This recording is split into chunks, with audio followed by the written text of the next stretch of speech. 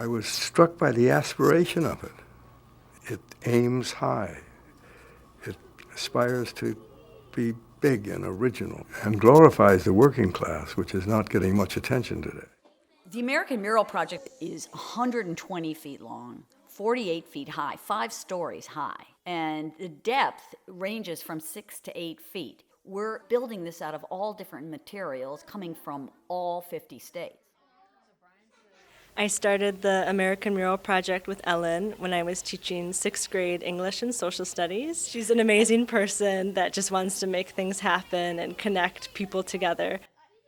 My chief objective, both in the creation of the Mural Project and in the final piece itself, is to inspire people, young people, old people, everybody.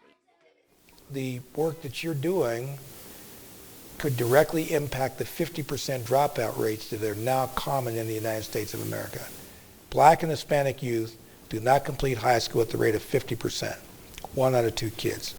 So why don't we start to look around at models that do make sense, that have evidence and results and outcomes and so forth. That's what you guys are doing.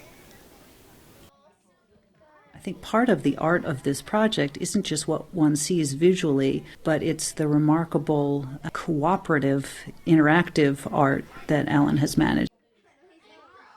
But I knew that it wasn't just us. It was everyone that was working together. It was cool just to see what everyone's ideas were. You need people to see things from different kind of perspectives. And sometimes that's a cultural difference. Sometimes it's where you were brought up, what school you went to, what country you came from. If everybody thought the same, it would be a disaster.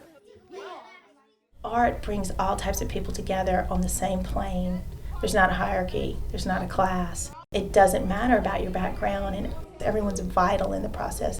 I got to see everybody else's artwork and how they express themselves and how everyone around the country can combine together to make one huge mural. The best form of learning is experiential, by doing something. The process of doing it releases opportunities to develop insight into yourself, into the creative process. So something that seemed like some crazy idea has now become something that seems really necessary, not to mention what we're doing with kids in giving them some sense of motivation, inspiration as to their futures and what they're going to do with their lives in work. Oh, all right. That really came out well. It talks to every aspect of education. And my kids, they were just so fired up about this. One thing that really inspired me about Ellen is how much beauty she saw in each one of the students' artwork. What do you think? Isn't that gorgeous? The goal is not to train artists. The goal is to use the arts as a strategy to work with people so that they have options in their life other than the ones they were born into. So as you stimulate the imagination, you also stimulate thinking. And as the kids begin to think, it occurs to them through association that they could have a different life.